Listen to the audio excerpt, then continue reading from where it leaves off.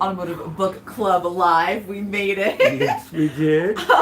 And while people get coming into the room and joining us for a book club, I'm just going to go ahead and read a little bit. We had a very long amount of reading last time, and then we had a short amount of reading over the holidays. And usually in our hour, we can't ever hit all the points of the chapter. We tried. There's We did so try. much to talk about. We tried. We did. Yeah, valiant efforts were made. Valiant efforts were made.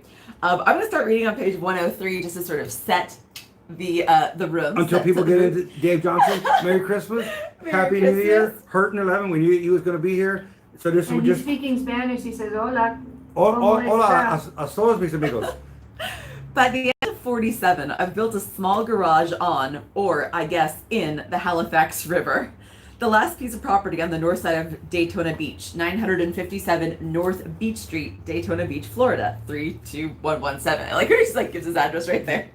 But if you think that you got gypped when you bought this book, don't write me. I won't give you your money back. This property was land at low tide and water at high tide. The 1947 labor rate for auto truck repair charged $2 per hour against the flat rate. Coca-Cola, or by its southern name of dope, was a nickel. Newspaper, daily, 2 cents. Gasoline, 20 cents a gallon. Hamburger, a quarter. Beer, a quarter. Motive Parts is my main parts supplier. They have a machine shop, and Marshall Teague works there as an automotive machinist, and Fireball Roberts drives their delivery truck. Both keep their race cars just in the back of the machine shop. And at night, they push him in to work on them. Bob, the owner of the machine shop, loves auto racing. He don't know it. His generosity helped start NASCAR. So I don't know. I just wanted to sort of start us off there because it's good little just of the era. What was happening? Of the era, exactly. Fireball Roberts was delivering. He was a delivery driver. Yeah. So it's he actually did drive for a living, which I think was pretty interesting. And I love how she's everyone. This is so reminiscent of some times in my past, and actually sometimes I guess in my present, where you work a day job, your race car is out back, you push it in at night, sometimes if you've got a steep driveway, you have a Forerunner hooked to your Supra, towing it up to the top, and I was just oh, he's not that different from us. And that's what they had to do back then. Yeah, they worked a full job, everything. Absolutely. And then everybody came up. Okay, because you did not get because you did not get paid much for racing. Earlier in the previous chapters, we discussed talk about how Smokie, in order to be a real racer, Smokie really focused on the racers of yesteryear versus today. To be a real racer, you really had to love the sport. Oh, thank you! Oh my gosh, I appreciate that so much. You didn't just get into I'm too slow. You didn't just get into it by happenstance. And Happy New Year. I'm not going to fill this whole thing because this is wine. I don't need the whole glass full of wine, but that's fine. Okay, all right, cheers. Welcome to Automotive Book Club. This is not happy hour. But we are happy, and it's an hour. And we're going to be here for an hour. Yes, this is going to be fine. I feel like I need to move it down just a little bit. Mm-hmm. How do you feel about that? I want people to be able to see the books. Das Bücher. So before we move out of that's perfect. Before we move out of the past chapter and into the current chapter that we're reading, I just wanted to. I feel like we didn't talk about Bill France. And I feel like this was really important. You can't skip over Bill France. You can't. Even the people that don't know much about NASCAR or anything, pretty much have heard Bill France and maybe goes, well, what's the deal with that? Or yes, so that is a person that really can't just skip over. Exactly. I like. And actually, really none of these. Yeah, I know it's the same. None of these people we should really skip over because there's a reason why Smokie includes every single one of these characters in this book. I mean, in this chapter rather. Why he decided to talk about these people, even Fred Gard, his first customer, his first customer, who to me was kind of not really worth mentioning. But every time I think that there's a character in the book that's not worth mentioning, it's okay, what's the moral of the story? What does Smokie want me to take away from this person? There is a reason. Yes. And for Fred, I think it was humor. Fred gave me back humor and a different kind of inner peace. So even though Fred had a lot of chaos in his life, could barely pay his bills all the time, had a lot of crap going on, he'll find something funny about it. Worry? Heck no. Somehow, some way it would be okay. If the roof don't leak, if your shoes ain't got holes in them, if you ain't hungry and you feel good physically. Heck, what else is there? So that was my little takeaway from Fred. You know? And it's kind of like what Smokie was trying to, you give it a little. Isn't that what makes you happy? Yeah. I mean, you can get it as, I don't want to say as sophisticated as whatever stuff, or you can be happy just with like a roof not leaking. I think that was the point of, like I said, he cheered him up. Yes. He cheered Smokie up. Yes. So yes. You know, even though he was his first customer, and this guy never paid. He never paid. Like, he comes back to apologize, right? That he didn't want to go past. He wanted to get everybody that he owed money to or whatever. And Smokie says, I don't remember even owing me money. But yes, yeah, he didn't even pay his bill. Even though he clearly did, because he mentioned it here. But, point being, it was really nothing to him. Because just like the joy that Fred brought into his life was worth that. Humor. So, oh my gosh, we've been going for 5 minutes and we've got 58 people in the room. So, I suppose it's time to set the chicken timer. Has anyone let us know to set the chicken timer yet? I'm like, sure. Have the chicken timers? Nobody has mentioned the chicken timers. Have they outlasted their? No. There's never not a time for the chicken timers. And while we have all of your attention here at the beginning, just wanted to get you guys to put on your calendars our next live streams. So, Jenny? Okay, our next book club is January 19th. Yep, that's a Wednesday. That's a Wednesday, and where? 5 Central Time. Yeah. 5 Central Time. Always Central Time. Whatever we finish at, we're going to try to get up to 146. And I saw some comments. 166. 146. I'm dyslexic, so it may be 166. I'm sure it is. Aaron apparently mentioned it. My bad. Oh, Aaron mentioned it. I was reading David Johnson's email about his wife's update. So okay. We'll get to that in a little bit. Okay, excellent. Well, Aaron, we have let you down, but don't worry, the chicken timers are now going. So, crisis averted. So okay. That's going to be book club. Yep. And then those of you that do join us for happy hour, which is more of just happy hour, we do ASC questions. It's kind of a more laid back. We try to have some kind of plan, but sometimes it just whatever we may get into, we get into. It's happy hour. That's on Fridays. That's at 3 on Fridays, and that will be 3:30, and that will be January 28th. Yep, Friday, January 28th at 3:30. Also, just to reiterate Danny's point about page 166, we're stopping at, because some of us don't have the same book, and some of us are reading the e-book version, so we're stopping at Curtis Turner. That's very interesting character. So, all right. Thank you, Danny. Sure. Now to move into the main players, I'm stoked for this. We have Bill France. We have Mr. Knudsen. I think that's how you pronounce his name. The boss. Knucklehead, but it's Knudsen. And a Smokie he didn't get tired. He just said he called him boss. Yeah. He called him boss. He wasn't going to call him. And then we've got actually, even though he doesn't really have a header for him, we sort of learn a little bit about Henry Ford in this chapter.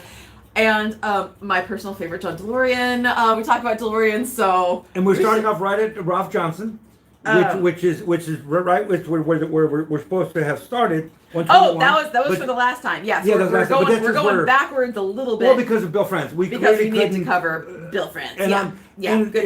Bunky, exactly. So we're all over the place, but we don't want to miss some people. And feel free to comment on something that you think maybe we've skipped over that you think is irrelevant, because it is all relevant, or you would have written it. Yeah, don't feel like we're Absolutely. We're just trying our very best. I mean, obviously I can't read the whole chapter, discuss every little bit of the chapter, because there's one sentence and we could talk about it for an hour. So I get sidetracked. It's like you get going and it's like, oh, I forgot about that. And then it kind of gets you going into reading more other stuff about that. Yes. I really didn't. I know a lot about Smokie, but I'm not saying at all that I'm the authority of Smokie. I am not. In fact, I just get you the gist of it, and then I expect you to go out and read and get you excited. And then teach us more about Smokie. I didn't realize that he was so influential. This is going back a while, but it's not I just found that out, but when I was younger. And Ed Cole, I just saw. Yeah, when I was younger, I didn't realize he was so influential in Ford racing. Yes. And I knew the parts, but not as much as reading these books and finding out. From 57 on, Ford racing was Smokie Unit. Yep. When we think of Smokie Unit as Chevrolet. Yeah. You just kind of, And a little GM. Yeah, just think of Smokie Unit, the guy with the hat, cigar, Chevrolets. You don't ever think of Ford from 57 from the Thunderbird on, and we'll get into that. We're just surprised by how good Ford treated him, and it's just plane. Anyway, yes. Bill France, to start out, like, we really hear how Smokie has never liked Bill France from the very, very, very get-go. He meets him, Bill France has a shop locally, Smokie's got a shop, and he really talks about, Smokie's really good at giving credit where credit's due. We even see a little bit of that about Bill France later on. I kind of don't think I want to read it because I don't want to give him any credit, but he talks about the very beginning of his shop days and how, like, it was really the auto parts warehouses that really, like, bankrolled and got the shops started. Because you didn't have a line of credit. I mean, I feel like that's a little bit how it is. I mean, even still for me today. So there's O'Reilly's down the street. I pay my bill monthly, but sometimes, sometimes you're buying a part, you're like, oh, I hope this customer pays. And Smokie's had that experience as well. I'm gonna read from page 106. I always appreciate what the parts people did for us, and knowing that without their help, Smokie's Automotive would never been. Next paragraph. Well, Bill France was bad about paying, which hurt those of us who did. And I, having been involved in World War II, did not expect anything special from society and was offended by males who managed to avoid losing 4 or 5 years of their lives, especially considering the various negatives that went with the deal. France got a draft-dodging, no-paying, shippy workmanship rating in my book. Then when I see him drive in a race at Langhorne, I gave him a 1-star rating on a scale of 1 to 5. As you can see, our relationship was no love affair to start off with. So, like, this is when we're, like, sort of write the rule book, and obviously the next book we're going to be reading is the Skinny Little Rule Book, so maybe we'll sort of see these themes come back, but it's like, Smokie is definitely a man of honor. He's also a little bit of a cheater, and he's also a little bit of a womanizer, but he has a very strong moral code, and right off the bat, And he sees the bigger picture. Yes. I see how you're treating me, but I see the bigger picture. Yes. I see why you did that to me. Yeah. That's something we all could. He just sees back then racing. Like I said, they didn't even want a racer to come in through your town. Right. If you were pulling a car, this is before NASCAR, but it was circle track racing. Yep. Even pulling through a town, sometimes they'd have to go 100, 200 miles away from a town because you couldn't even go through the town. You're gonna get pulled over. So back then, a racer was kind of like. Back in the day, motorcycle gang riders or something. It wasn't really a racer. Oh, cool. But Bill France did change that. Different. But yes, back in the day, they that's promised true. you money to come race. We're going to pay you $100 or whatever the thing was. Before the race was over, he's gone. With the money. Yeah. So you never got what you were owed. So NASCAR, by making it a sanctioned racing, there was actually some kind of rules. In other words, the bank ain't going to leave before the race is over. Yes. So it made rules for both sides. For the racers, they had to have rules, and you were guaranteed you were going to get money. So it made it a good sometimes. Yeah. So it was just he was influential. We wouldn't have NASCAR if it wasn't for Bill France. But anyway. Yep, no, for sure. And when you said motorcycle gang, it reminded me to check the chats and see if Kelsey was here. And I noticed that our friend Kelsey is in the room, so hi Kelsey. Also hi Marcus. Hi everyone, thank you so much for being here. We love seeing your comments. Hello, Rose. We take turns talking and acknowledging y'all and like watching you, and we're just so. And if we missed something, we're fortunate to have Shop Mom to go. Hey, we didn't. Yeah, exactly. Y'all We're always happy to see. Hurt is always on point. Yep. So okay. Okay. All right. So right off the bat, he does not like Bill France. He gets a bad taste in his mouth about him from day one. France can manipulate people like the Pied Piper. You could not believe anything that he said. Just like you said, though, keeping in mind all the bad things we're about to say, what Davey said, the bigger picture, without Bill France, racing would not be what it is today. For sure. And Smokie sort of gives a little bit, he continues on about a lot more negatives. And he sort of, but he also explains where he's at with Bill France today, and explains himself a little bit. So you may be thinking now that I hate Bill France, and this book is aimed at smearing France, a vendetta for the abuse I got from him. You're wrong. We all have warts and bad stuff. I decided this book is going to be the way things were. When Bill got so ill the last couple of years he lived, I quit writing or saying anything critical of him. I considered him helpless to defend himself. 2 years before he died, he called me at least 500 times, sometimes 5 times in 15 minutes, and visited me at the shop at least 10 times. And he sort of goes on to continue, like, then he's seeing Bill France at the beginning. The first time he's met him, they're at the shop when he didn't pay his bills to the auto parts store. Then he sees him in sort of the middle of his career, and he's screwed over by him, but he sort of has him on even keel in a sense that he's able to play his game back at him. And then this part he says, okay, I'm seeing Bill France number 3, an old sick man, and he has sort of like got a soft spot for him. And this part really, really surprised me. Talks about how he gets old, crippled, can't drive. He has some nurses sort of driving around with him at all times. And as he's getting older, he's sort of like reminiscing on the good times. Tells Smokie even that, like, you know, he misses the original bunch from back in the day. And now he has money and he wants to spend lots of time with us and help us enjoy our remaining years. Well, I turned away and damn near cried. I got all choked up. I thought, what a freaking shame. Most of us were either dead, crippled, or sick.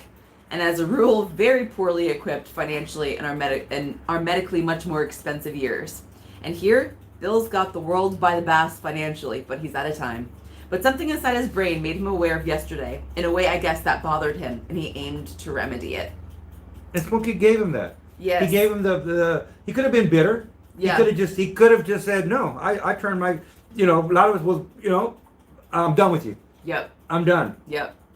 And he actually gave something to Bill France. He gave him a little dignity there at the end, Bill France obviously was feeling, it's just an amazing how I mean, he talks about Bill France in other parts of the book. Oh, he does, but what did he say? He hated a liar. Bill France never lied to him. He had manipulative ways of getting stuff, but he'd rather have somebody just tell me I'm a whatever right to my face. Yeah. Don't tell me I'm the world's best and then go around and talk to everybody else and say a different story. No, at least Bill France just told you the way it was, and he accepted it because he knew what he was doing. Yep. Yeah. And in every part of the book where he sort of credits, or I guess not really credits, but sort of blames Bill France for his friends getting injured or his friends dying because of the rules that were just because that's what I said or because I said so. Dale Earnhardt. Yeah. I mean, there's exact Fireball. It's like yes, all this stuff. Yes. Right. Well, I guess we're gonna get to Fireball in a little bit, next time. But this is something that I really admire about Smokie, and also that I've seen modeled by my own mother, which I think is one of the hardest things to do. And that is when a person comes to you and apologizes, or truly like you can tell that they've changed their ways, to be able to 100% forgive them for the past. It's something I aspire to be a little bit better at. I'm working on it, people.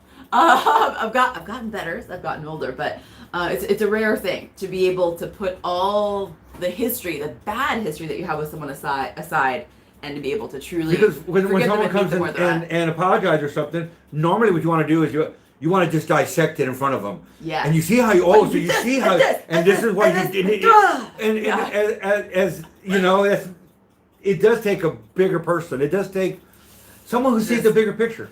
And that's I don't think people know the essence of Smokie was so much more than just an engine builder, or I mean, like I said, everybody knows that I'm in love with Smokie, but it's just the message that he puts out, and really it's you wouldn't want to deal with anybody else than Smokie. He wasn't going to stab you in the back. Yep. Yeah. I mean, his honor. Yes. His honor, absolutely. Integrity.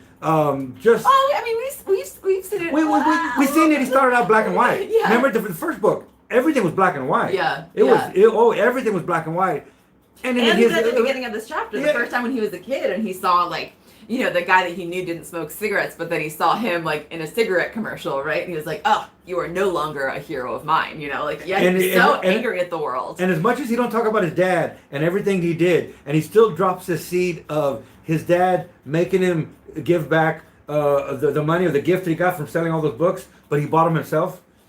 Smokie, there was a contest how many magazines you could sell, and if you did it, you got a bicycle, you got something. I don't remember exactly that. That was yep. And his dad made him, no, where'd you get that from?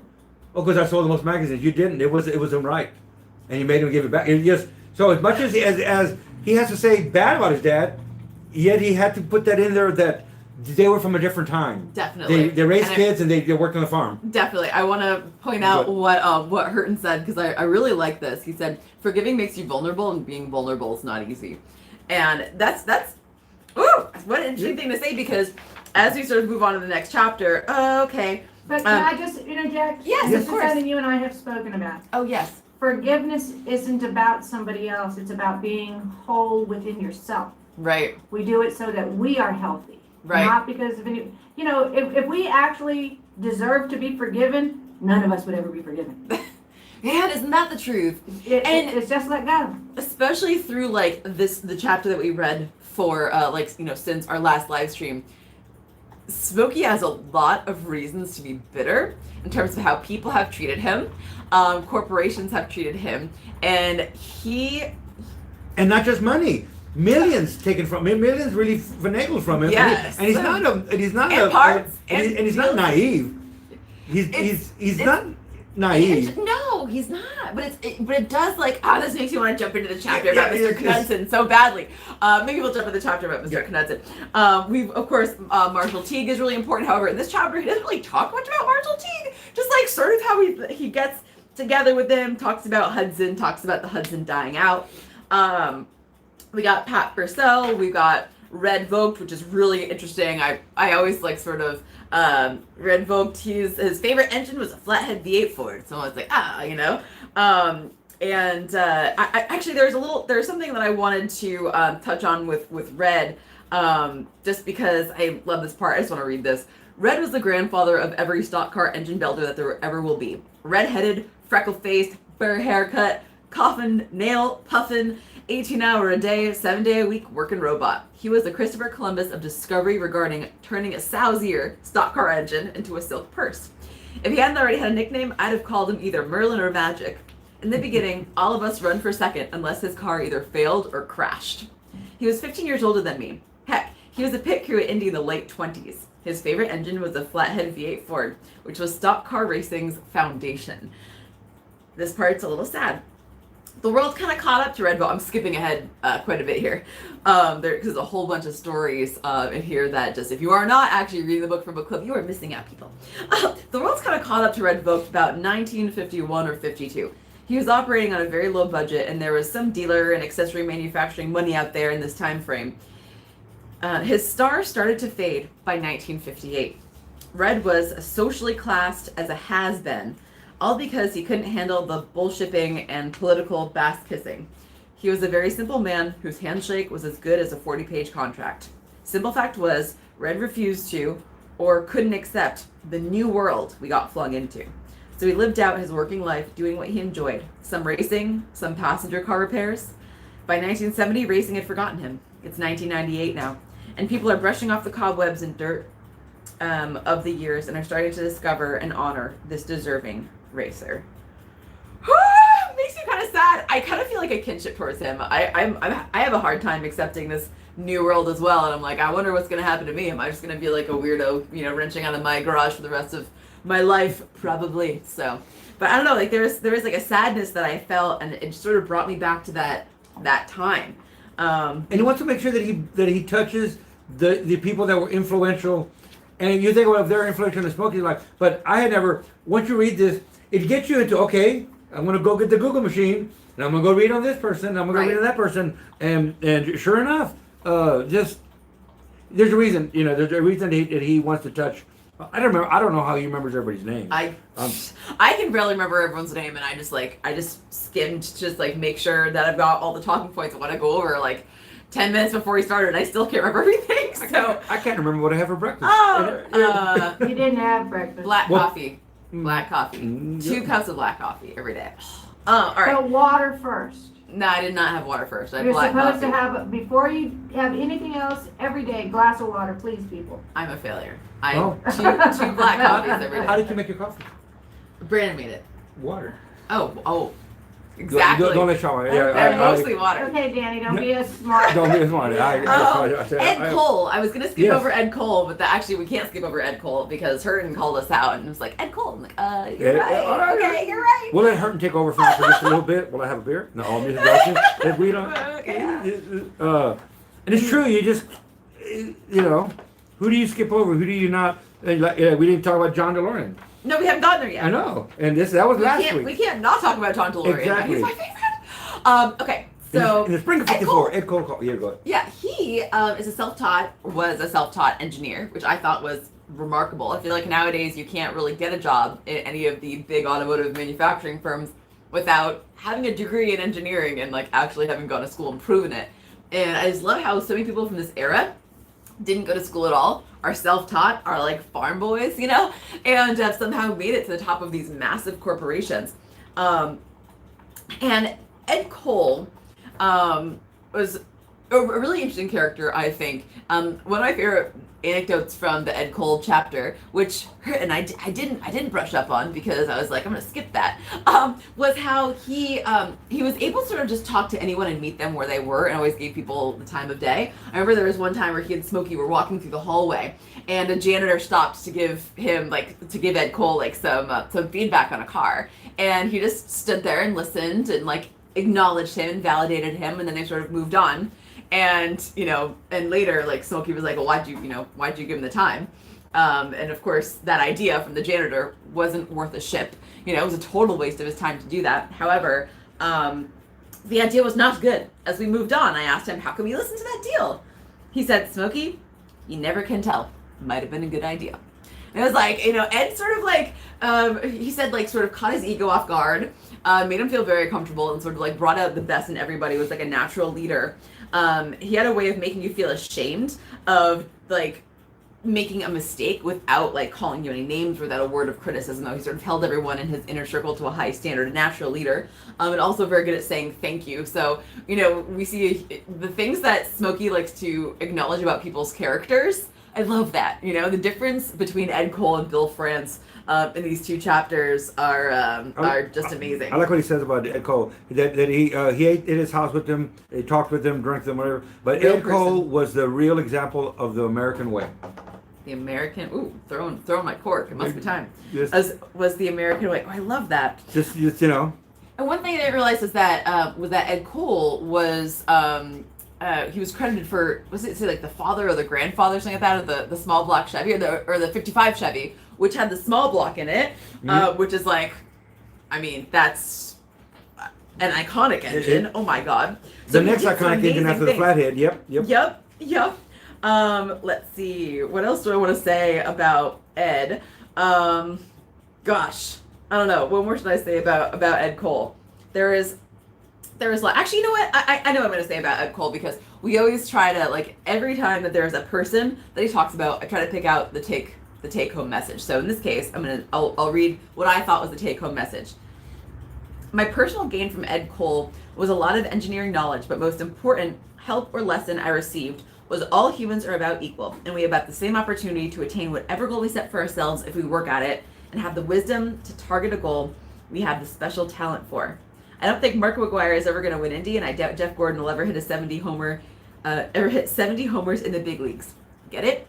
So basically, it's like every person has a special talent and a special gift, and you know, if they're not doing anything quote unquote great with their lives, you know, it may be because their lives are richer in some other ways, or maybe they just aren't blessed with the opportunity to have really truly found their calling in this life. So, I really so I loved that. Marion Rosenberger, Maury Rose, Zora Dunoff. Oh my God, so many. And then we stopped at Ralph Johnson. Yes. Now I'm always surprised because Tony and you have stories about Ralph Johnson, and yet and it gave me a totally different impression of the Ralph Johnson in this part of the book. I found that part to be really entertaining. I found it was kind of sad at that I didn't like the end. I did not like the ending. I did not like how it ended there. No. All I want to know is which one of y'all bought off of eBay Ralph Johnson's books that Smokie sent him with the manuscript. So that Ralph could check and okay. Someone bought those? Ralph just passed. Remember we did Ralph just passed? I remember and then his family put them on. It wasn't Tony? eBay. No. I don't know who bought them. They were for $350 and they were for $500, and then I made some negotiating bids, but like I said, I have these books already. I have everything else. This was his personal copy that Smokie sent him. So somebody bought them. So I was hoping it was somebody in the room who was going to come up and go, I got them. So they're the hardcover books, but also with the manuscript that Smokie sent him to let us know before right. If it's one of you, let us know. All right, so Ralph Johnson. Here, but happy here. 6'3" of young, wild, vast something. He hated fuel injection, loves alcohol. Once again, we see the things that Smokie values in people. He worked his ass off, didn't bitch, and drank and partied every night. And he was the number 2 woman lover than second Smokie was only number 1. to Smokie. Yeah. So and worked hard. Yes, he partied every night, and we worked until 1 a.m. 7 days a week.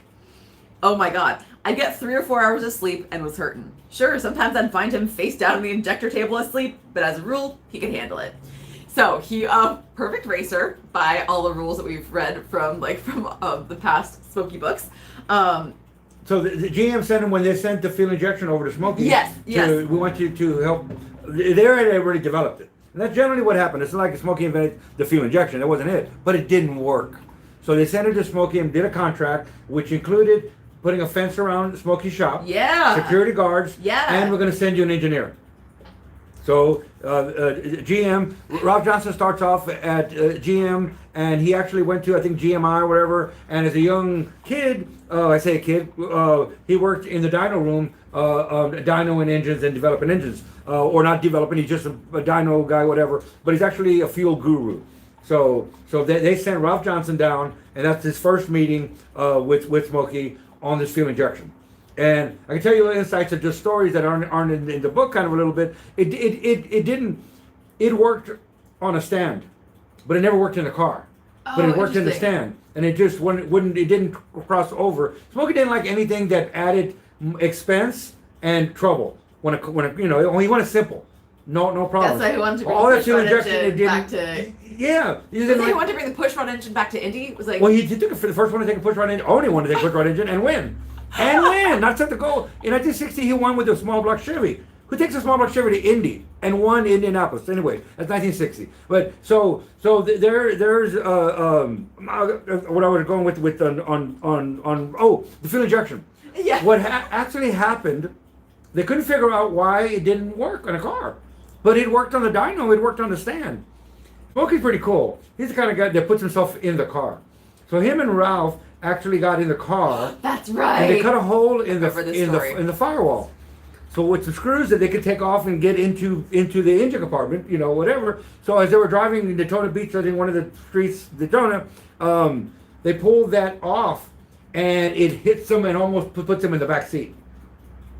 Air turbulence under the hood was throwing the fuel injection off. Wow. So really? it worked fine on the dyno, but under the hood back then they didn't have valley pan,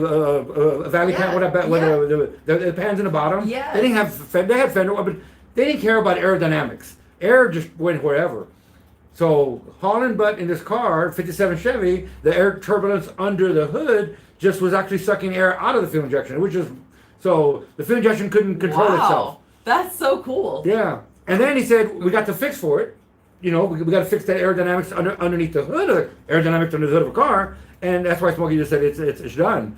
And GM did finally say it's done. But anyway, that's just a little story. Rough. But no, that's a really important part, because that's exactly why they talk about him actually being sent to Smokie's shop at all. The ending of that chapter is kind of sad. I'm not going to read it, but if you have the book, then you read it, and you were disappointed too. And then Ralph Johnson also invented the Haunted Carburetor. Okay? Oh yeah. Holley was already around. Holley's been around since the 1800s. One barrel Holley. So he didn't invent Holley, but they were trying to put a carburetor on a race motor, because now they're getting Smokie to start developing NASCAR stock cars that are racing around the track, and he's working for Ford. If you can look back at some of the early Ford Mustangs, they have 4-barrel Holleys. Okay, so they started doing this 4-barrel stuff. Ford was one of the few that have 4-barrel Holleys from the factory, especially the old Mustangs. And Camaros do too, but 69, 68, whatever. Yeah. But so they were working on this. They were working on this carburetor. Ralph Johnson is the one that gets the carburetor figured out, the race carburetor, not just the regular carburetor, but the race fuel bowl where they can turn left, they can turn right, and and they actually built it out of Bondo. And see, Smokie had a flow bench, so we can go over the thing about how they got back together again, because they separated for a while, right? And then so Ralph Johnson actually said, I can fix the carburetor, but I have to do it at Smokie shop. And I can go to the whole thing about Ford.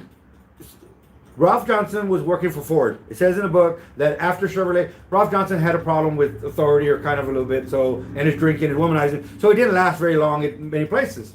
So then he got him a job at Ford. When Smokie went to Ford, he got Ralph a job at Ford. Okay, he was working on the carburetor, but it was just all kinds of problems with it. He tells Holly that he can fix it, but he can only do it at Smokie's shop. He was done with Holly. He was done. We're done. When he went to Daytona, he went to go test the car, Ford would not allow him around the car. So when Ralph Johnson goes to work on the car, oh, that's right. Yeah, with a car that carburetor he designed, the engineers were, oh no, go sit in the stands. No, we got it. He goes, no. Holly sent me here. I'm here to to work on. That's my baby. We got it. So Ralph went and walking around, meets Smokie again. He's already met Smokie. Finds Smokie, starts hanging out with Smokie, and he says, the heck with Holly, the heck with everybody. And he takes off, doesn't he? Yeah, he's done. So he knows on Monday when he gets back, and actually, Ralph helped Smokie's car that was a little bit slower. And that's right. Yeah. All So, right, so then when he gets back on Monday, he knows he's going to get fired, so he does his resignation. You ain't going to fire me. And he goes, no, they want to see you at the office or whatever. And they don't want to fire him. They want to know, what did he do to the Ford carburetor? What did you do to that? What did you do? And that's when he just, he thought he was getting fired. They didn't want to fire him. They wanted to help, So he said, okay, I'll develop a carburetor, but the only place, y'all don't have the facilities. Smokie has a dyno, Smokie has a flow bench, there's Daytona, there's everything there we need. So he works out a deal after talking to Smokie to Holly pays to put a lab in Smokie's shop. So like Smokie says, Ralph invented that carburetor. And there's pictures even in here, and it's Ralph on a bench, but it's a bench that Holly is renting. So they rented an area of the shop. And Smokie gives credit to Ralph Johnson. It was invented in his shop, but Ralph's the one that did. So the race carburetor, if y'all are using a race fuel bowl Holly carburetor, that's the one. It disappeared. It was made out of Bondo and stuff and whatever. They sent it to Holly cool. so they could cast it and do it. And then they were supposed to send it back. And after a while, yes, it's coming. Oh, it got lost and whatever, and it disappeared. What I've been waiting for, once Ralph Johnson passes, it's going to reappear. Smokie's already passed. Now Ralph Johnson has passed. So if you see a prototype Bondo Holly appear, it never got lost. Us know. Yeah, you better let us know. Okay. Now we're sort of running a little low on time, so I want to make sure that we get because now we're finally getting into the chapter we're actually supposed to be reading. That was really starting. So Knudsen, or the boss, and we also are introduced to Lee Iacocca. How do you say that? Iacocca, Lee Iacocca. And Henry Ford in this chapter. Lee Iacocca, I'm sorry. Oh, I know. And how interesting. Smokie gives a lot of credit to Henry Ford in this chapter about actually being a pretty stand-up guy. We hear that he's actually going to get a deal from President, is it Johnson at the time? Who was the president at the time? Not housing and development? Yes. Henry something. Ford is going to do something else, so has his time to step down, have someone else take over. And there is a little bit of a battle, and it turns out that Mrs. Ford had her way and sort of chose a loser. It's I wonder what would have happened if things had gone a different way. But that's Mrs. fine. Ford essentially still held all control. Yes. But she put her son as the head, but she was really running everything in the back. He was more of a philanthropist by now, yes. And he wanted to start giving back, and that didn't do well with Mrs. Ford. Oh, yeah. That's not good. But it was really interesting that Mr. Knudsen, or the boss, Smokie said was one of the most influential people in his life for sure, aside from Mr. Detweiler, who of course was one of the first people that he talked about. All right, so this man is different, kind of like Ed Cole, and he was very rich, born rich. His dad was president of GM once and had a trainload of stock. He talked to me like I was important and talented, and I wasn't used to that. Let's see. Judges the beauty contest. That was pretty funny. And he even mentions as Smokie wasn't really easy to get Smokie to get excited. I mean, we wasn't really. And he did say, we all have ego. Yes. And when you get a message that Mr. Ford wants to see you. Oh yes. You got he, you know, no matter who you think you are or whatever, when you get a message Mr. Ford wants to see you in his office, you know, you get on a plane and you go because it's Mr. Ford. Yep. So no matter how you did, and he even says, yeah, I mean, you know, yeah, I mean, golly. And the relationship that that Smokie had with Mr. Knudsen was like a little bit hard, or the boss was like kind of hard to keep track of because he went from one manufacturer to another manufacturer and on this project and that project, and he kind of got like drug along with a lot of these different projects, sort of like battling between Ford and GM at some times. Let's see, there. Oh, we're obviously running behind. Yes, we're running behind. So, yeah. Do you have a story? A minute is. You always. We're talking about Mr. Tell the story. The boss. Yes. He calls him the boss man. And influential. And Smokie doesn't get really excited too much, but he was happy to go back to Chevrolet. Yes. Remember, and the reason is I really liked my new job at Chevrolet. Yep. To work on the development of Chevy's mystery engine, Yep. a brainchild, and I saw it as Kenneth, a young engineer. So when he gets a chance to go back in the development of the mystery engine, right. We all know what the mystery engine is. I know that Hurton does. I'm going to just say Hurton does. And while I'm waiting for Hurton's answer, this is the box from Smokie's shop that was in the bottom of a bunch of boxes that I got. And that's Smokie's writing. And what does it say right on it? You can tell it's writing. I mean, so I get this box. And they said there's a bunch of old bearings in it. And the old Chevrolet bearings used to be the General Motors bearings right there. Oh, so there's the part number. The GM bearings. And Smokie used to get everything in cases. When he did development work, I got gaskets and everything is just oil pan gaskets, head gaskets. He got everything in cases because he tore apart motors all the time. Yeah. So I get to the bottom of this box. I go, oh, GM bearings. And I go, oh, I'll use these. I mean, you know, it's a big block Chevy bearing. That's the mystery engine. It's the first big block Chevy. So, and then I'm looking, and one thing I do is Trish and all the family and Tony said there is no notes. And I'm like, I don't want to argue that because I'm not going to argue that, but there's notes in everything. There's writing on it. Smokie put notes on everything. He may not have a notebook, and he may have had, and there's writing on the box and stuff. So when I flip it over and I see, so there's the thing, mystery engine rod bearings. So the guy who owns the mystery engine, because he bought the mystery engine at the auction, would probably love to have these rod bearings. Sorry, they're in my case. But these are actually, so now we know the mystery engine was a brainchild of Chevrolet, but they hired Smokie to help develop the mystery engine. And remember we had the 409. We had the 409, and they were fighting the big block. They were trying to find out who was going to be the engine of a thing. And then there's the car. The Chevelle, that's the mystery engine, the big block Chevy. That's why it's called a mystery engine, because there really wasn't a big block. There really wasn't essentially a big block engine. It was a 409 with the big block. Right. And then the mystery engine, the big block Chevy, actually turned out that it worked really well, and they discontinued the 409. Nothing made more torque than the 409. To this day, no engine has been redesigned to make more torque than the 409. The problem with the 409 is it was a booger to machine. The angle on the deck isn't parallel to the cylinder bore. So machining, it's a booger to service. You gotta make like a special jig. I have to go show you my of course, you have a special jig for it. But so it's a booger to machine. It's a booger to machine. Do you still build those? Yeah, we did the one for Martin Brothers. Oh, we did, that's right. the dual four. So anyway, That's right. yeah. Oh my God. Yeah, so that was it. It wasn't that the 409 wasn't. It said NHRA records. They even ran it in NASCAR, and they actually did both. The mystery engine and the 409 in NASCAR and in NHRA. They got Grumpy Jig, they got everybody to see what you can do with them.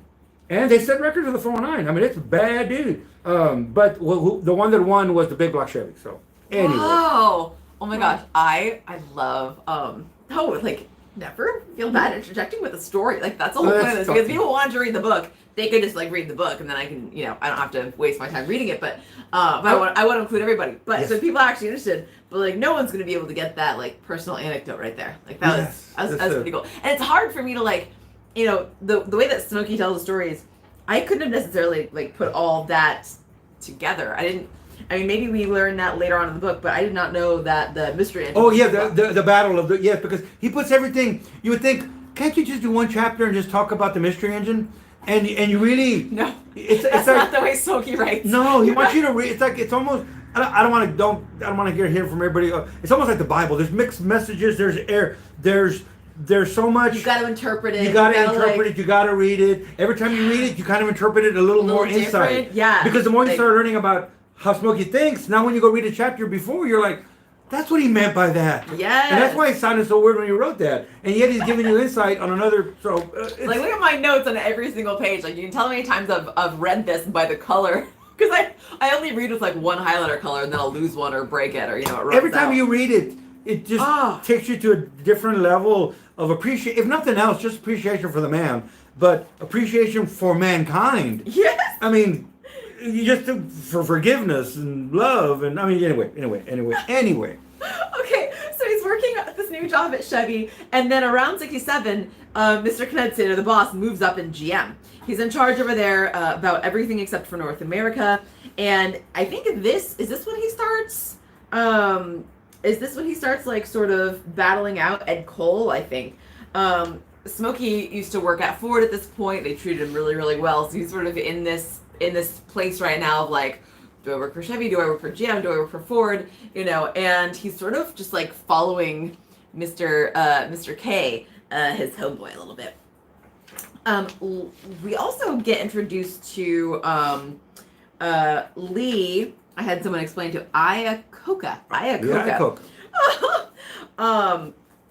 Actually, wait. Well, I'm backing up. We've got the greatest contract any mechanic has ever had letter from Ford Motor Company from Mr. Knudsen. So this is after Ed Cole takes over at GM, I think. Is that where I'm going?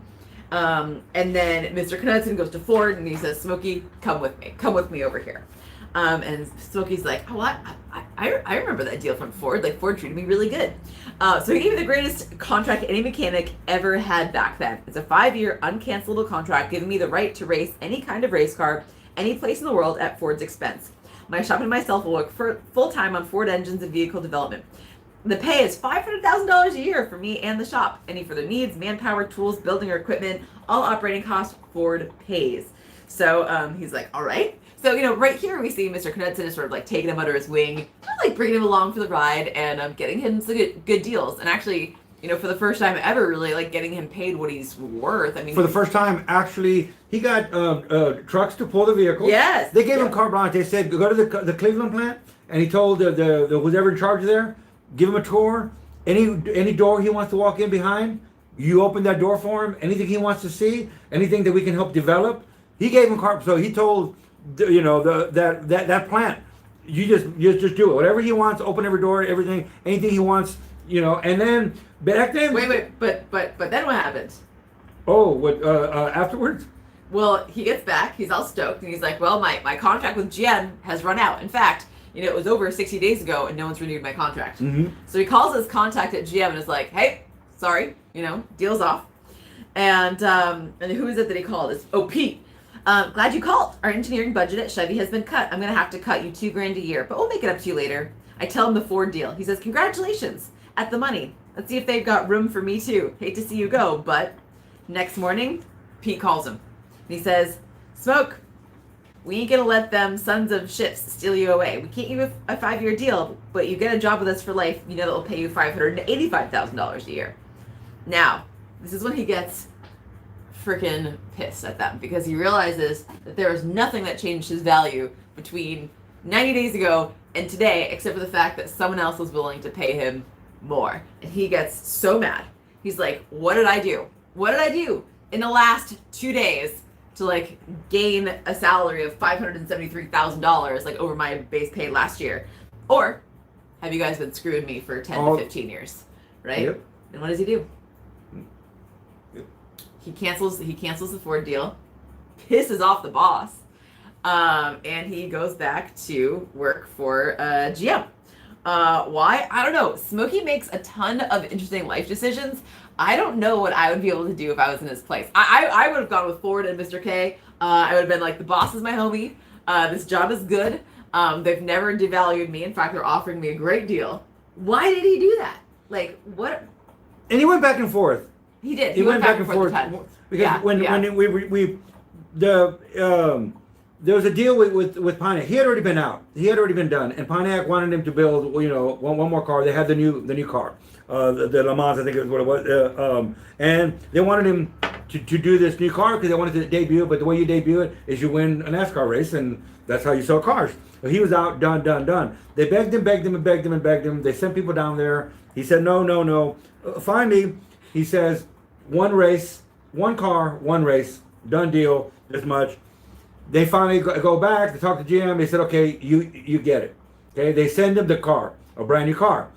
He builds it, done. He goes, the car sets the pace, one race, one car, $10,000, 2 months to build the car. Goldsmith is the driver, goes out there, wins the race, okay? Then they're at the winner's circle with all the photographers and everybody there because this is the brand new car and you just won the race. And there's no Smokie. There's no car. And they wait. And then they go looking for Smokie and someone says, when we opened the gate, that was the first guy out of here. They're not happy at all. So they get to Smokie's shop. Do that? I don't. Well, Smokie didn't want to do it to begin with. Yeah. And he made him with thing. One race, one car, that's it, we're done. So when he gets back to the shop, Smokie's already pulling the engine out of the car. And as soon as he gets there, it must be still hot. He drives it, open the door, he drives it to the shop. They're pulling the engine out. Oh, yeah. Yeah, a buddy comes by and says, oh, cool car. And when he buys the car. No, he sold it for $10. Yes. To his old buddy. And he told his buddy, it's yours, you can have it. Cotton. What was it? Is it Cotton Owens or something? It was, I don't remember. I can't remember. And I go, and he says, okay, he goes, okay, I'll be back Friday. He don't even have $10. And he says, no, you got to take it right now. You got to take the car right now. Okay. And I think if further on in the stories that we read, he never even got paid. The guy never paid him the money for the car. Yeah, anyway, he never got the $10. Took the car. GM shows up at Smokie's shop. There's no car. They're not very happy. Well, they want the car. And he says, you know the deal. One race, one car. We're done. And Smokie's deal was always, I keep the engine. Yep. I keep whatever. And they're like, where's the car? It's gone. And they're like, that's the only car. We gave you one of the products. We gave you there's not that many. Too bad. He just says, you know the deal? What did I tell you? You agreed to it. One race, one car. That's it. He goes, no, we plan to race the whole season. He goes, oh, so you plan to take what I built, and I said one race, one car, and then you were going to take it from me, and then you were going to race it all year long. Oh, so you were going to honor your part of the deal. So he said, well, that wasn't the deal. He said, but that's what we had planned. We planned to pick the car up and race it all year long and win whatever, and there was no car. And that's what happened when you dealt with Smokie. You don't lie to Smokie. You don't make other deals. And he didn't want to do it to begin with. That's a true story. So anyway. And actually, speaking of people who didn't like lying, like I mentioned earlier, we sort of meet Lee Iacocca in here. And the first thing that Smokie says about Lee is, that lying son of a shit. So, that was he, yes. Yep. And we get an idea of just how bad of a liar he was in that first meeting when they were talking about, what was it, the Mustang, right? That was like, was it the original Mustang? What was it that they were developing? Mm-hmm. That was, yes. Wanted to build 50,000 Mustangs with a 429, the shotgun motor in them. And Smokie's like, of course, he's a self-taught engineer in his own right, not just a fantastic mechanic. And he's like, absolutely not. The car weighs too much. The only way this is going to work is if it's 2,500 pounds or less. And in this meeting, Lee's like, oh, we got one that's 2,500 pounds. Oh yeah, we already built one that's 2,500 pounds. Meanwhile, Smokie has one in his shop that's like sitting up on weights, or sitting up on scales rather, and it is stripped, totally gutted. It has been shaved down. It has fiberglass parts rather than metal parts because they're trying to make it lighter. And he says something about like the darn engine is I don't know, what did he say? Oh, the motor weighs 240 pounds. At least you can't take that away. And Lee would not shut up long enough to hear him, and he's just like, this guy just is lying through his teeth this entire meeting. He's not a good listener. He's a liar. So that's Lee. Now we no one has mentioned it, and we've it's okay because we're gonna get to it in the third book. But I'm just gonna just touch base with it. We talked about Ralph Johnson. Yes. Okay. We also know that Ralph Johnson was really the originator to the hot vapor engine. Yes. He designed it. in his conceived it Oh, wait, I thought while working at Chevrolet. He was in the basement working the dynos, and Chevrolet was working on the new engine for the Corvette. The new engine for the Corvette was a 6-cylinder. So it was a 6-cylinder. He was working it with a multi-carb 6-cylinder, and he was working on it. It wasn't very good. On his lunch break, he started building this hot vaporizing fuel engine. He gets it built, and he puts it on the dyno on his own time, and it makes more power than General Motors thing. So when General Motors comes down to look at it, you would think it'd be like, here's the engine for you. No, GM cans the 6-cylinder and goes to the V8. Okay, so they had their chance there at it. So that's the first time that we hear about it. When Smokie sold the hot vapor engine, which he sold it many times and bought it back, we'll go through all those. When he got money for it, he actually gave money to Ralph Johnson because he knew. And like Ralph Johnson says, that's Smokie's thing. He conceived it and he had the ideas and stuff, but then it died. Smokie's the one that, while they were drinking and talking about it, said, that's a great idea. And then he's the one that put years of development to make it what it is now. But it was dead in all essence, but the conception was Ralph Johnson's. And he gave him money that before he told him to part ways, whatever, anyway, he did pay him a large, thank you, Hurton. Oh my God, thank you, Hurton. So that was the first time that we heard about the hot vapor engine was in Smokie. When we get to John DeLorean, which we've already passed, then there's... he's right here. We haven't passed him. Oh, we're just about to... Okay, so we're going to get to... The first thing I have is John DeLorean, hot vapor deal. And there's the hot vapor engine. Sure. Yes, absolutely. And that was so fascinating. The hot vapor engine was so close to being a real thing. And he knew all the things. So he sold it to people don't realize that he made a hot vapor engine for Chevy, Ford, and Chrysler. He made a hot vapor engine for Volkswagen. Yeah. Yes. No, and not only that, but what killed the hot vapor deal? Well, you tell me. I think it was the boss. I think it was Mr. Knudsen. Well, no, because Mr. Knudsen was out. Mr. Knudsen is the same with John DeLorean. Now we know a little more. Have y'all watched the John DeLorean documentaries? Oh, that one was terrible. You get it? Yeah, you just completely change your opinion of John DeLorean. You get it? Read from Smokie to what is portrayed in this documentary are completely opposite views. Yeah, I don't like TV or movies. John DeLorean did. It was very informative. It was a documentary, so it was just all actual footage. Everything has its own. Well, but the thing is that John DeLorean would not. Every deal he made, John DeLorean took 10% off the top. So if you wanted to sell an engine to GM and he wanted to work with you, I get 10% off that deal. So you want to sell an engine to DeLorean. I don't think it was even established that it was just 10%. Well, it wasn't just 10%, but he got a cut of every deal he made, and every contract that was made, he wrote it where he was personally involved. So when the hot vapor deal was sold to GM, kind of in a thing, part of the building of the engine. Oh no, we're not going to let GM build it. It's going to be built by this other company, and who owns part of the other company? Yeah. So anyway, kind of like Mr. K, who was given 25% of the deal. He knew for me to get GM to do this, I'm going to give Mr. K, the head of General Motors, 25% free. Yep. Free. I'm going to give you. It's already developed.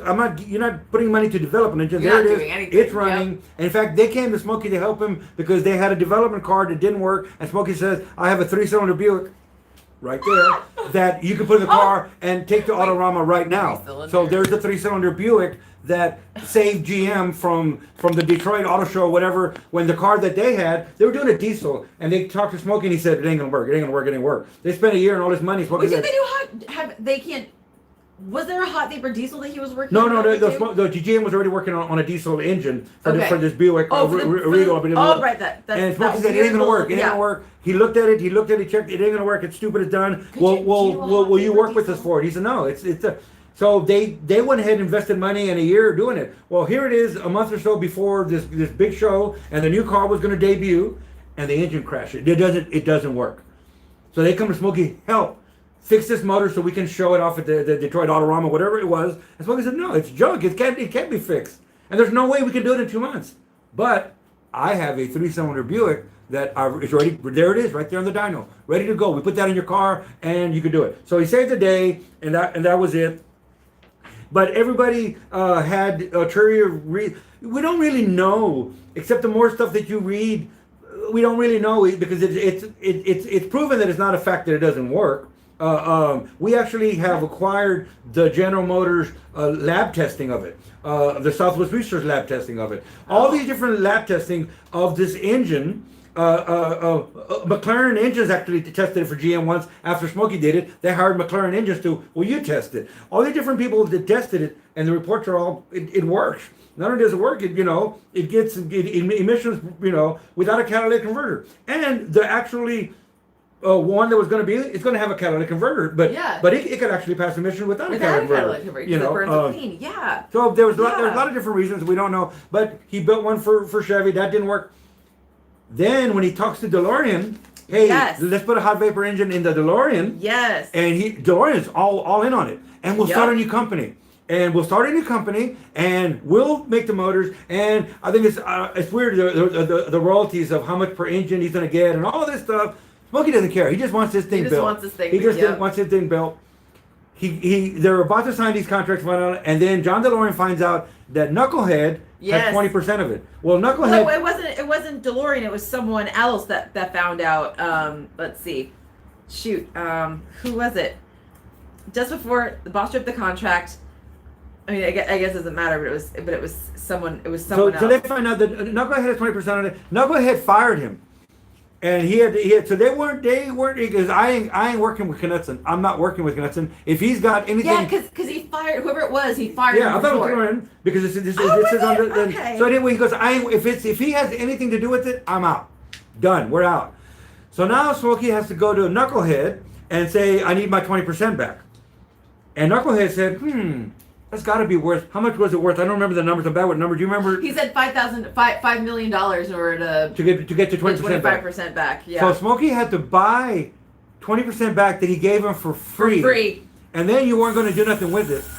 So and Sperlich. It was head Chrysler honcho Harold Sperlich, because they were gonna. And then when they went to Chrysler, okay. Yep, so they were gonna. John DeLorean was going to pay him $20 million for the exclusive rights. Then Chrysler got excited, but then the head Chrysler honcho was like, "Wait a second, who owns 25% of this?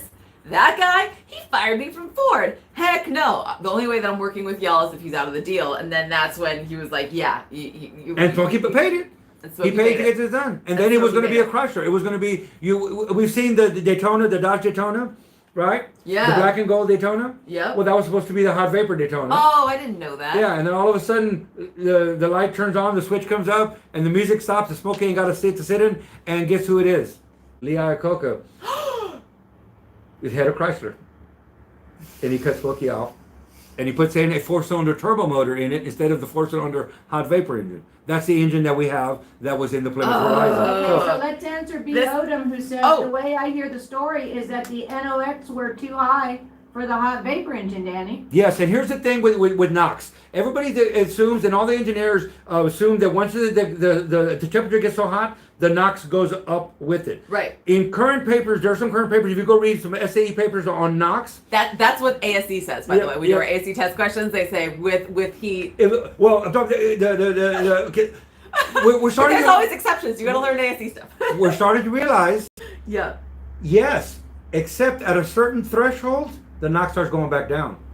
But most people stop before they hit that threshold because, aluminum burns at this temperature. There's no engine that's ever run at that temperature. And the problem is, there's a running motor. Check the NOx. I have the emissions testing for Southwest Research that when he did. Well, I can pull them from the file. We're not doing it tonight. We're not doing it tonight, but I have the actual emissions testing from Southwest Research that shows you the NOx readings on it. So yes, but that's a really good question because very good question because a lot of people have the misconception that the NOx is too high and that's what killed it. Think about it back then. They didn't give a crap about NOx back then. Very true. But all that being said, we know why Smokie says that it didn't work. He wasn't. If you didn't see it his way, he tried to explain to you. After a while, he just told you you're dumb. But there was GM on board. They said they were on board, but they wanted fuel injection, electronic ignition, and wanted to put all these things on it. He says it doesn't need it. And you remember the Fiero? Yes. Hot Rod Magazine Fiero with a hot vapor engine in it, which is at Don Garlick's museum. That was Tony's after Smokie's, and then Tony donated it to the Don Garlick Museum. It's there, and you can go see it. They tested it and everything. Then GM wanted to pick that car up for further testing. Smokie knew, no, you own the rights to it now, and you're gonna just stop. You're not gonna build it.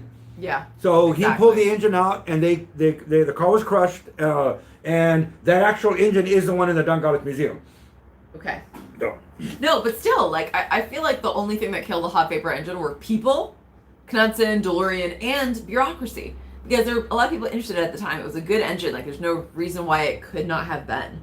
I feel like it was just lost in... Hurton, we'll tell you, on actual world, we had the car, we found the car, the original car that Chrysler, GM and Ford gave cars to Smokie to develop a hot vapor engine. There was a Tempo, it was a Fiero, there was people don't realize, a Sunbird, had the Sunbird engine. But when the deal all went bad, they picked the cars up. Well, Smokie pulled the engines out. Right. I haven't found the Tempo. I found some parts of it. Oh. And there's not really anything else. Smokie says he built one for every manufacturer, and I found parts of it. I found jigs that I have, really? but I haven't never found a Tempo. But I know it's a Tempo engine. It's a 2.5 Tempo engine because I have some of the jigs that he used when he made it, and some of the emission pieces. And Smokie says he built one for every manufacturer. I find jigs. I pretty much believe Smokie. But the Chrysler we actually own had 9,000 original miles on it. Why did that car not get crushed? Chrysler didn't want the liability, so they sold it to Smokie for $1. GM and Ford gave him cars, but then they wanted them back. Yep. So because Chrysler sold it to him for $1 and didn't want the liability, that car was never crushed. Trish thought the car was crushed and probably put it in the back of the Smokie's shop because he would crush stuff and put it in the back. If you notice, his property got bigger. The canal got bigger, and that's the whole story. So we have the car. We found the car. Guess where the car was purchased from? eBay. So we're doing actually eBay commercial. Yes. For eBay. Those who have seen Danny and the eBay commercial, like, you know, we talk about in a couple of chapters back, we talked about Smokie becoming a sellout. We told the prologue story. Neither of us have gotten there yet. Any spots that we take, like, we are really hardcore, diehard about them. Danny really does shop on eBay every single day. So when people congratulate him for the eBay commercial. Congratulations. I've seen them, which is why I want to acknowledge them and also say, like, that is 100%. Like, that people that know me that I'm Smokie. If I don't mention Smokie, I mention never eBay. shop on eBay. So. Yeah. Anyway, we gotta wrap this up because we're over an hour, and we end on Dewey. I think we should, because we can't. It is such a good way to end the chapter. No, we're not gonna talk about Dewey because we're over an hour. Okay. So we gotta cut this short. We're cutting it long today because we're over an hour. But it's a little late to cut it short. We can go on for hours. You really can. But if you do have the book, please read the chapter on Dewey, because after all these crazy high end, well-to-do important people in Smokie's life that help him out and hurt him quite a bit and are worthy of being acknowledged, he chooses to end on Dewey, his shop helper, and it's an amazing read. So, for our next book club, which is, the date is... That's right, I had it written down. Don't give me it, and I inverted it over. Oh my gosh, you guys, seriously? I got it right so down. There you go. Our next book club, which is January 19th. January 19th. Wednesday, January 19th at 5 o'clock. And we're starting with the chapter, Don't Get Mad, Get Even. And we are reading to page 166. And that's stopping, just in case you have the ebook version, we are stopping at Curtis Turner. So we're gonna stop at Curtis Turner, and we'll I don't know, see where we go from there. But yeah, thank you everyone so much for joining us in book club today. We're so excited. Granddaughter Sarah's here. Yes, I saw granddaughter Sarah in the chat. Thank you for joining us. Comment from Outlaw Garage that really wanted you to know that his 3-year-old daughter, her 3-year-old daughter loves your content both on the internet and on TV. Oh, and I said I'd make sure that you knew that, because it was important enough to him to say it. It's important enough for us to share it. And that stuff like really means a lot, because as a lot of y'all know, it was not an easy choice to make the decision to audition for All Girls Garage, because I knew my life would never be the same. Some for the better, some for the worse. And but I remember, like, the reason why I made that decision is because when I first started out, and I did not see a lot of other women modeling behavior for me. I didn't have TV, but I had the Google machine, and I looked up female mechanics, and I saw Bogey, and her story was a lot like mine. So it's just like, well, if there's, she had a huge impact on my life, and so if I can have that same impact on one other person, then that would be like a life's work. I know of more than one other person, so you're doing it right. You're doing it right. And then everybody who sent Christmas gifts, thank you. I love the chocolates. Oh, I love the chocolates. Thank you for the Christmas cards. Thank you for the Christmas cards. Emails. And I hope everybody got our Christmas gifts to y'all. I saw a lot in the chat. So with that, peace and assembly. See you. Bye. And Solis Año Nuevo. Solis Navidad. And Solis Navidad.